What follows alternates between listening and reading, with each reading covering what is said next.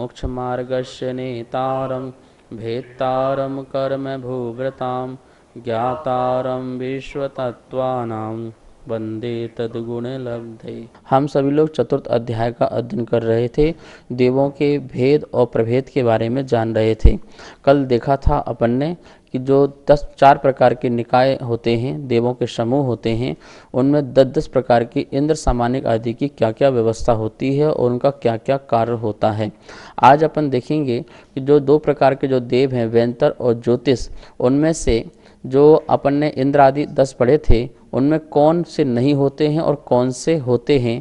तो इस प्रकार का सूत्र का उच्चारण करेंगे। 5वां नंबर का सूत्र है, सभी लोग अपनी जिनवाणी में निकाल लेंगे। एक बार हम बोलेंगे, दोबारा सभी आप लोग। त्रायस्त्रिंश लोकपाल वर्ज्या वेंतर ज्योतिष्कः। एक बार पुनः, त्रायस्त्रिंश लोकपाल वर्ज्या वेंतर ज्योतिष्कः।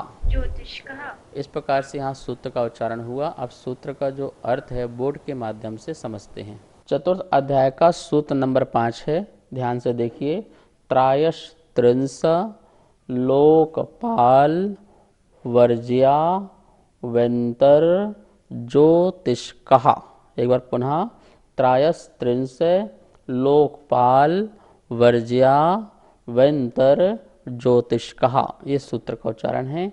देखिए, त्रायस्त्रिंश और लोकपाल को वर्ज्या छोड़ करके जो 8 प्रकार के अपन ने पढ़े थे इंद्र सामान्य आदि में, उनमें क्या करना है अपन को, त्रायस्त्रिंश निकाल दीजिए और लोकपाल, ये 2 प्रकार के देव निकाल दीजिए।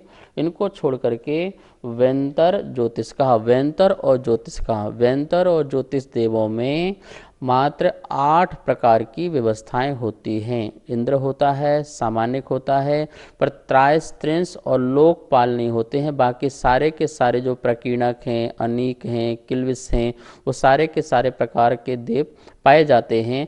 जो 10-10 भेद थे, उनमें से जो 8 हैं, ये वेंतर में होंगे और ज्योतिष में होंगे, मात्र त्रायस्त्रिंश नहीं होंगे और लोकपाल नहीं होंगे। पहले के सूत्र में 10-10 प्रकार के भेद कहे थे और यहाँ पर आकर के वेंतर और ज्योतिष देवों में 2 प्रकार के देवों की व्यवस्थाओं का निषेध किया। यह आपके मन में प्रश्न खड़ा हो सकता है, पहले तो आपने कहा ये 10-10 होते हैं और यहाँ पर आकर आपने निषेध किया। ध्यान रखना, पहले सामान्य कथन था, सामान्य कथन से इसी प्रकार से कथन किया जाता है। आचार्य भगवान एक तो सूत्र कम हो जाएं और शब्द भी कम रहें, इसलिए इस प्रकार की व्यवस्था बनाते हैं। यहाँ पर विशेष कथन है और विशेष कथन के माध्यम से ये कहा कि जो 10 आपको बताए थे, उन 10 में इस बात का ध्यान रखना है, 2 उसमें नहीं होंगे। एक तो त्रायस्त्रिंश अर्थात 33 जो देव होते हैं वो, और दूसरा जो लोकपाल हैं वो देव भी यहाँ पर नहीं होंगे। इस प्रकार से वेंतर जाति के देवों में और ज्योतिष जाति के जो देव हैं, उनमें 8 प्रकार के इंद्र आदि की हमें व्यवस्था को समझना है। नमस्ते गुरुवर, मेरी जिज्ञासा है कि वेंतर और ज्योतिष का देव में त्रायस्त्रिंश और लोकपाल देव क्यों नहीं होते? त्रायस्त्रिंश और लोकपाल जो ये 2 देव हैं, वो वेंतर ज्योतिष में क्यों नहीं होते, आपका प्रश्न है। देखिए, वेंतर और ज्योतिष देवों में विशिष्ट पुण्य का अभाव है। वेंतर और ज्योतिष देवों में जो त्रायस्त्रिंश और लोकपाल ये 2 प्रकार के देव नहीं होते हैं, उसमें हमें ये ध्यान रखना है कि उनका विशिष्ट पुण्य का अभाव है और विशिष्ट पुण्य के अभाव होने से वहाँ पर ये 2 प्रकार के देव नहीं होते हैं। जैसे कोई राजा तो है, पुण्य से राजा तो बन गया, पर उसके पास बुद्धिशाली मंत्री ना हो, उसके पास सेनापति बलशाली ना हो, तो वह राजा होते हुए भी जैसा उसे सुख भोगना चाहिए वो सुख नहीं भोग पाता है। क्योंकि यदि मंत्री अच्छा है, सलाह देने वाला अच्छा है, मंत्री बुद्धिशाली होना चाहिए, सेनापति बलशाली होना चाहिए, तो बुद्धिशाली और बलशाली दोनों के अभाव होने पर वो राजा होने के बाद भी राजा जैसा नहीं होता है। इसी प्रकार से वैंतर और ज्योतिष जो दो प्रकार के देव हैं, ये इतने विशिष्ट पुण्यशाली जीव नहीं हैं, इसलिए इनके पास बुद्धिशाली और बलशाली जो दो प्रकार के देव त्रायस्त्रिंश और लोकपाल, वो इनके अंडर में नहीं होते हैं। लेकिन भवनवासी और जो कल्पवासी हैं, ये विशेष पुण्यशाली जीव हैं। इसलिए ये विशेष पुण्यशाली जीवों के पास इनके पास बुद्धि वाला मंत्री भी होता है और बलशाली वाला सेनापति भी होता है, अर्थात लोकपाल भी होता है। ये दोनों विशेष पुण्यशाली जीव हैं। तो ये राजा का पुण्य होता है कि उसके साथ कैसी उसकी कैबिनेट है, कैसे उसकी सदस्य हैं, कैसे उसके सभापति हैं। तो अच्छे अच्छे लोगों की संगति मिलना एक विशेष पुण्य का उदय होता है। परिवार में भी देखिए, यदि आप विशेष व्यक्ति का पुण्य का उदय है तो परिवार का एक एक सदस्य जो है वो उनके कार्य में सहभागी बनता है, साथ देता है, चित्त से भी मन से भी साथ देता है और अपने तन से भी साथ देता है। तो ये एक विशेष पुण्य की बात होती है। वैंतर जाति के और ज्योतिष देवों में इस प्रकार का विशेष पुण्य ज़्यादा नहीं है, जिसके कारण ऐसा भी नहीं कहेंगे कि बिल्कुल पुण्य का उदय नहीं है। पुण्य का उदय है, वो तो इंद्र बन रहा है, तो पुण्य का उदय तो है ही है। सामान्य देव भी बन रहे हैं, अन्य प्रकार के भी देव मिल रहे हैं, लेकिन जो त्रायस्त्रिंश और यहाँ पर लोकपाल हैं, वो उनको प्राप्त नहीं हो रहे हैं। इसका मतलब है कि पुण्य नहीं है। जिस राजा के पास अच्छा मंत्री नहीं है, अच्छा रक्षक नहीं है, तो वो सदा ही भयभीत रहेगा। वो अपनी रक्षा के बारे में सोचता रहेगा, अपने कार्यभार को कैसे बढ़ाएं इसके बारे में सोचता ही रहेगा, पर कर कुछ नहीं पाता है, जबकि योग्य मंत्री और लोकपाल न होने के कारण। तो इसी प्रकार से ज्योतिष और वैंतर जाति के देवों में यह विशेष पुण्य का अभाव होने के कारण यह व्यवस्था उनके पास नहीं होती है। लेकिन भवनवासी और वैमानिक में यह व्यवस्थाएं हैं और उनके पास यह पुण्य का उदय भी होता है। तो सारे के सारे 10 प्रकार के इंद्र आदि की जो व्यवस्थाएं हैं वो पूरी की पूरी उसमें होती हैं। महानुभाव, ये सब पुण्य पाप के खेल हैं। इन पुण्य पाप के खेल में हमें फंसना नहीं है। आप सोचो कि चलो अच्छी बात है, अब हमको तो न वैंतर में जाना, ज्योतिष में जाना है, हम तो विमानों में जाएंगे, विमानों में सुख भोगेंगे। भाई, सुख कहीं का भी हो, वो सारा का सारा सुख जो है वो इंद्रिय जन्य सुख है, और वह सुख जो है क्षणभंगुर है। ऐसे इंद्रिय सुख है, क्षणभंगुर जो सुख है, इसमें हमें नहीं फंसना है। इससे हमारा कल्याण नहीं होने वाला है। हमारा कल्याण तो इसी में होगा कि हम इंद्रिय सुख से हट करके अतीन्द्रिय सुख के लिए भावना भाएं, अतीन्द्रिय सुख के लिए हम पुरुषार्थ करें। इसी में हमारा कल्याण और उद्धार हो सकता है। मनुष्य पर्याय को प्राप्त करके हमें देव पर्याय होना है, ऐसी भावना नहीं भाना है। हमें समस्त कर्मों का क्षय करके, समाधि मरण करके सिद्धत्व को प्राप्त होना है, ऐसी मंगल भावना भाना है। हमारी भावना सर्वोत्तम होना चाहिए, हमारी भावना उत्कृष्ट होना चाहिए, हमारी भावना छोटी नहीं होना चाहिए। इस बात का ध्यान रखते हुए हमें ये सब अध्ययन करना है। आगे सूत्रों के माध्यम से बता रहे हैं कि जो चारों प्रकार के जो देव हैं या फिर जो आपने निकाय बताए हैं, उनकी भी कोई इंद्र और प्रति इंद्र आदि होते हैं। उसके लिए सूत्र नंबर यहाँ पर 6वां बता रहे हैं, उसे अपन यहाँ पर सूत्र का उच्चारण करते हैं। पूर्वयोर द्विन्द्रः पूर्वयोर द्विन्द्रः। इस प्रकार से यहाँ सूत्र का उच्चारण हुआ। सूत्र का संधि विच्छेद करते हुए इसका अर्थ बोर्ड के माध्यम से समझते हैं। चतुर्थ अध्याय का सूत्र नंबर 6वां। पूर्वयोर, ये जो रा है इसको नीचे लग के पढ़ना, जिससे शुद्धोच्चारण होगा पूर्वयोर द्विन्द्रः। द्विन्द्रः, पूर्वयोर द्विन्द्रः। संधि करेंगे तो रा का विसर्ग हो जाएगा, तो निकलेगा पूर्वयोः। पूर्वयोः, इसकी संधि तोड़ेंगे तो द्वि प्लस इंद्रः। द्वि प्लस इंद्रः, पूर्वयोः द्वि इंद्रः। इस सूत्र का संधि विच्छेद हुआ। अब ये पूर्व जो है इस षष्ठी का द्विवचनांत है, ठीक है ना। पूर्व के दो इससे अपने आप निकल जाएगा। पूर्व के दो मतलब पहले के दो। पहले के दो कौन से हैं? अपन ने 4 प्रकार के निकाय पढ़े थे, भवनवासी, वैंतर, ज्योतिष और वैमानिक। ये 4 प्रकार के निकाय पढ़े थे। देवास चतुर्निकाय जो पहला सूत्र था। अब उसमें जो 4 निकाय हैं उसमें कह रहे हैं पूर्वयोः, पूर्व के जो 2 निकाय हैं, कौन कौन से, भवनवासी और वेंतर, ये जो देव हैं इनमें द्वि इंद्रहा, क्या कह रहे हैं, द्वि इंद्रहा, 2-2 इंद्र होते हैं। कितने इंद्र होते हैं, 2-2 इंद्र होते हैं।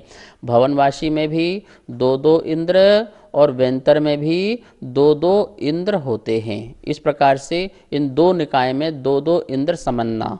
इस प्रकार से इस सूत्र से हम ये भी कर सकते हैं कि निषेध किस में हो रहा है, इसका मतलब है ज्योतिष देव में और विमान देव में यह व्यवस्था नहीं है। ज्योतिष देव में तो एक ही इंद्र होता है और वैमानिक देव में भी क्या होता है, वो अभी एक एक इंद्र ही होते हैं, 2-2 इंद्र नहीं होते हैं। तो ये विधियात्मक सूत्र हो गया। तो उसका ही अपन निषेधात्मक सूत्र बनाएंगे तो उसमें यह बात निकल के आ जाएगी कि पूर्व के बाद जो आगे 2 और हैं, शेष हैं, जो ज्योतिष और वैमानिक देव हैं, उनमें एक एक इंद्र की ही कल्पना करना, 2-2 इंद्र की नहीं। मात्र भवनवासी और वेंतर जाति के देव में ही 2-2 इंद्रों की हमें स्थापना करना है और इस प्रकार इसको ऐसा जानना है। भवनवासी जो देव हैं वो 10 प्रकार के होते हैं। आगे सूत्र भी आएंगे और उसमें उनके नाम भी लिखे होंगे। असुर आदि जो हैं वो 10 प्रकार के भवनवासी देव होते हैं।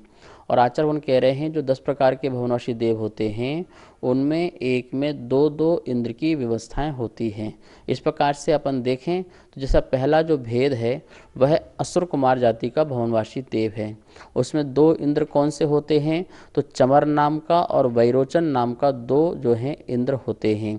नाग कुमार जो जाति के दूसरे प्रकार के भवनवासी देव हैं उसमें 2 प्रकार के इंद्र कौन होते हैं, तो एक धर्णेन्द्र और एक भूतानंद। इस प्रकार से ये 2 जो हैं इंद्र होते हैं। विद्युत कुमार के जो भवनवासी जो देव हैं उनमें 2 प्रकार के जो इंद्र हैं वो हरि सिंह और हरिकांत नाम के 2 प्रकार के ये इंद्र होते हैं। सुपर्ण कुमार जाति के जो देव भवनवासी हैं उनमें 2 प्रकार के जो इंद्र हैं वो वेणुदेव और वेणुधारी, ये 2 इंद्र होते हैं। अग्नि कुमार के जो भवनवासी देव हैं उनमें 2 प्रकार के इंद्र होते हैं, एक अग्नि शिखा और एक अग्नि मानव। और वात कुमार के जो देव होते हैं उनमें जो 2 प्रकार के इंद्र हैं वो वैलंब और प्रभंजन नाम के 2 इंद्र होते हैं। स्नित कुमार के जो भवनवासी देव होते हैं उनमें 2 प्रकार के जो इंद्र हैं वो सुघोष और जयघोष नाम के 2 प्रकार के देव होते हैं। और उदधि कुमार के जो भवनवासी देव हैं उनमें जो 2 प्रकार के जो इंद्र होते हैं वो जलकांत और जलप्रभ होते हैं। इस प्रकार से यहाँ पर अपन 2 इंद्रों को और देखते हैं। जो दीप कुमार के जो इंद्र होते हैं उनमें पूर्ण और विशिष्ट जाति के 2 प्रकार के इंद्र होते हैं। और दिक् कुमार जो देव होते हैं उनमें जो अमित गति और अमित वाहन, इस प्रकार से ये 2-2 प्रकारों की इंद्रों की व्यवस्था भवनवासी देवों में है। इस प्रकार के यदि कुल मिलाते हैं तो ये 20 प्रकार के भवनवासी जो हैं वहाँ पर इंद्र हो जाते हैं। ठीक है ना, ये 20 ही इंद्र होते हैं और 20 ही प्रति इंद्र होते हैं, जैसे राष्ट्रपति और उपराष्ट्रपति, प्रधानमंत्री और उप प्रधानमंत्री, कलेक्टर और डिप्टी कलेक्टर। तो इसी प्रकार से यहाँ भी लगाना है कि इंद्र और इंद्र के बाद प्रति इंद्र। तो अपन देखेंगे भवनवासी में कुल कितने हो जाएंगे, 20 तो इंद्र हो जाते हैं और 20 के साथ साथ ही 20 प्रति इंद्र हो जाते हैं। तो अपन देखें इंद्र कितने हो गए, तो कुल इंद्र जो हैं वो 40 हो जाते हैं। वेंतर जाति के जो देव हैं वो 8 प्रकार के होते हैं और जिसमें से किमपुरुष, महोरग, गंध, यक्ष, राक्षस, भूत, पिशाच आदि, इस प्रकार से ये 8 प्रकार के वेंतर जाति देव होते हैं।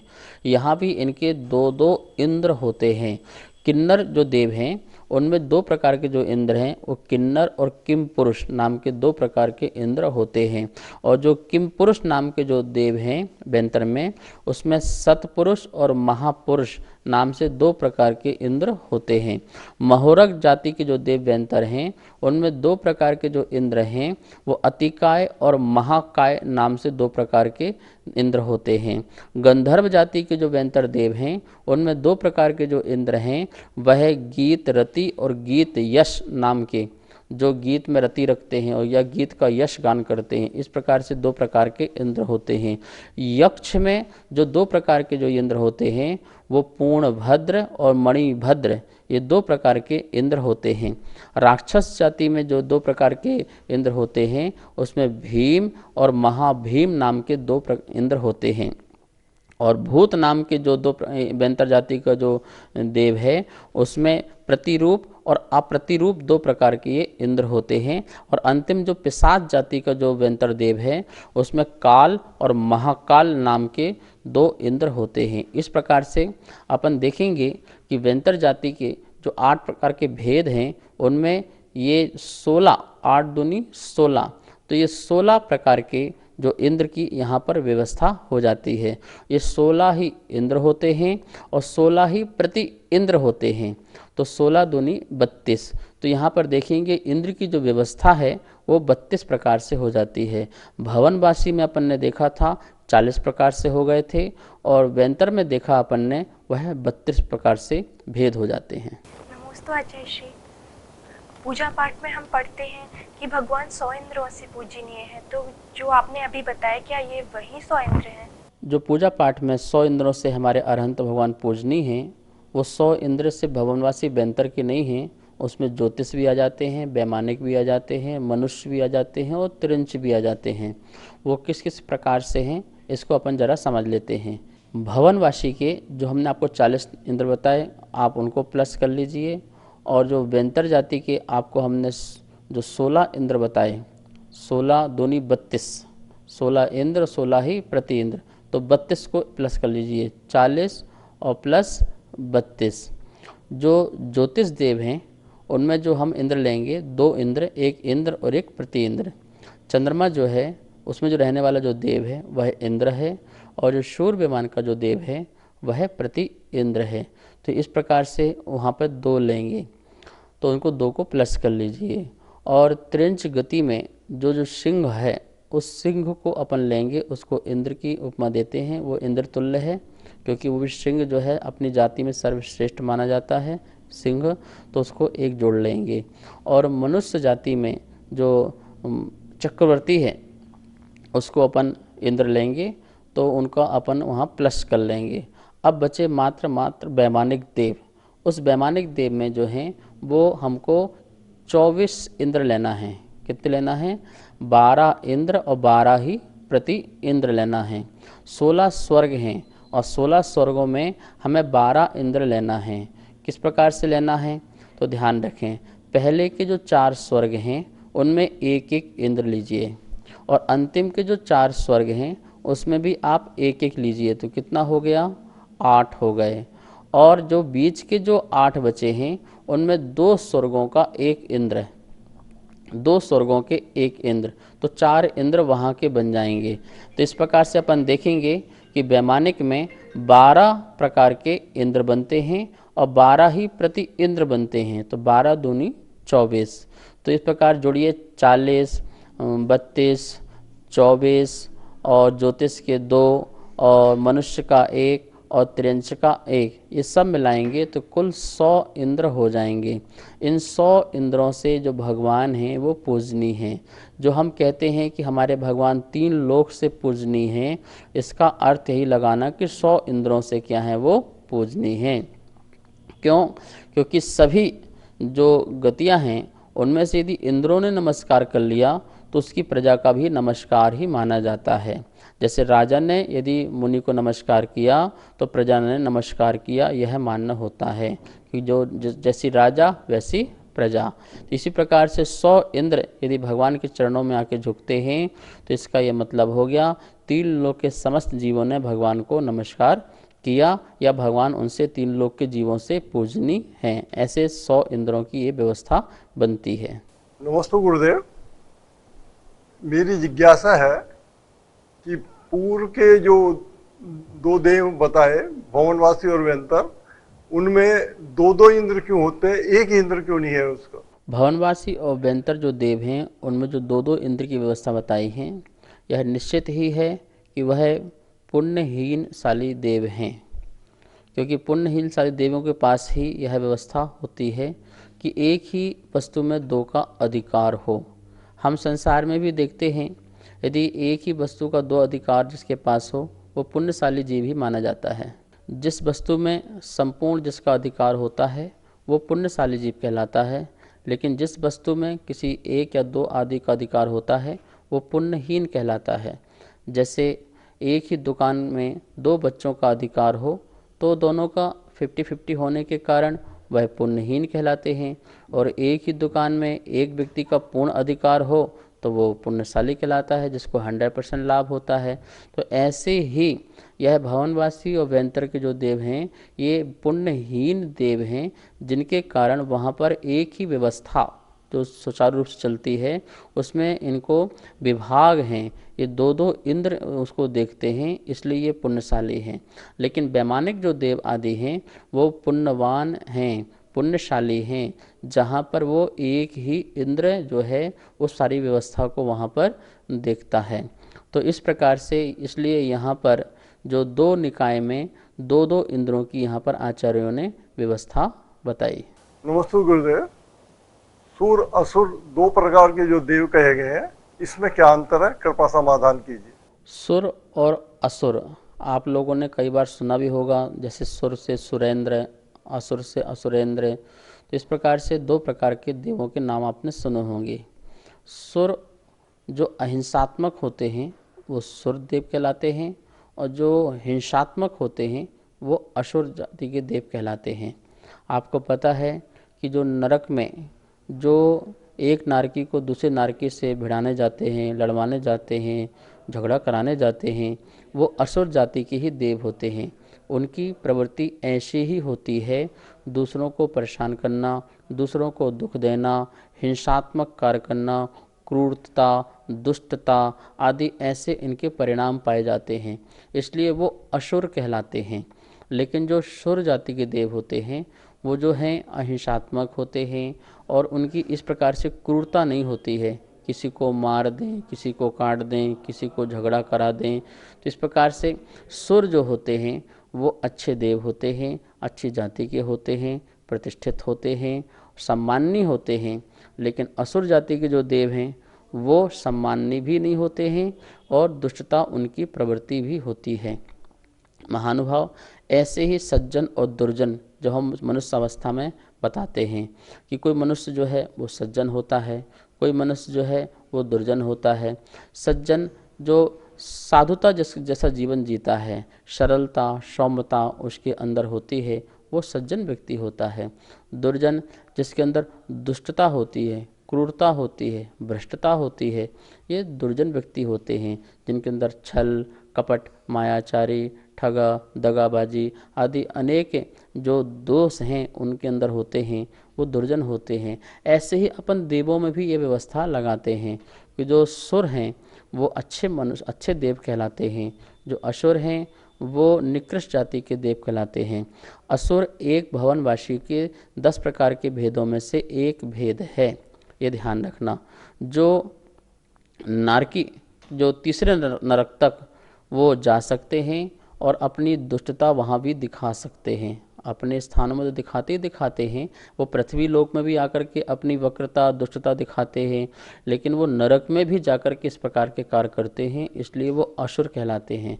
तो ध्यान रखना, यदि आप भी इस प्रकार से कार्य करते हो मनुष्य पर्याय में तो आप भी असुर से कम नहीं हो। लेकिन यदि आप मनुष्य पर्याय में लेकर के परोपकारी, जन उपकारी, कल्याणकारी, आत्म कल्याणकारी, हितकारी कार्य करते हो तो आप भी सुर हो, आप भी सुरेंद्र जैसे हो। ऐसे कार्य करने से ही आपको और बड़ी प्रतिष्ठा मिलती है, सुर आदि में, सुरेंद्र आदि पद में जाकर के विराजमान होते हैं।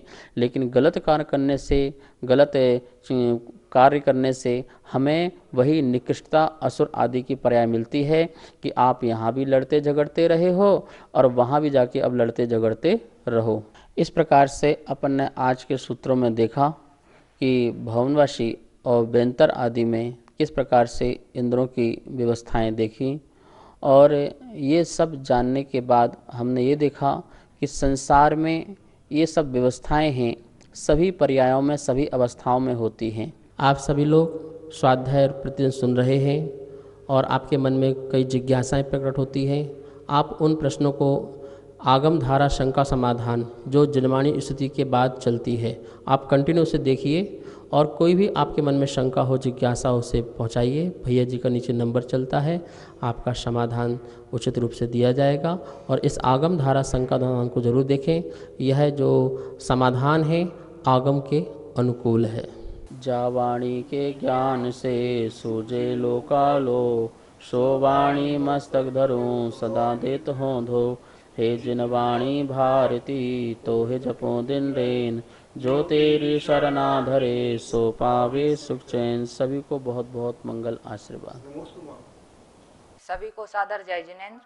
हमारे पास तत्वार्थ सूत्र के प्रथम अध्याय की पुस्तक छपकर आ चुकी है, जिसमें चित्रों और स्लाइडों के माध्यम से सरलीकरण करके अर्थ समझाया हुआ है, जो आचार्य श्री के श्रीमुख से समझाया गया है। और जो भी महानुभाव इस तत्वार्थ सूत्र की प्रथम अध्याय की पुस्तक को मंगवाना चाहते हैं एवं द्वितीय एवं तृतीय अध्याय की पुस्तकों को छपवाना चाहते हैं, वो नीचे दिए गए नंबर पर संपर्क करें। एवं जो भी पुण्यार्जक बनना चाहते हैं वो भी नीचे दिए गए नंबरों पर संपर्क करें। धन्यवाद। जय जिनेन्द्र।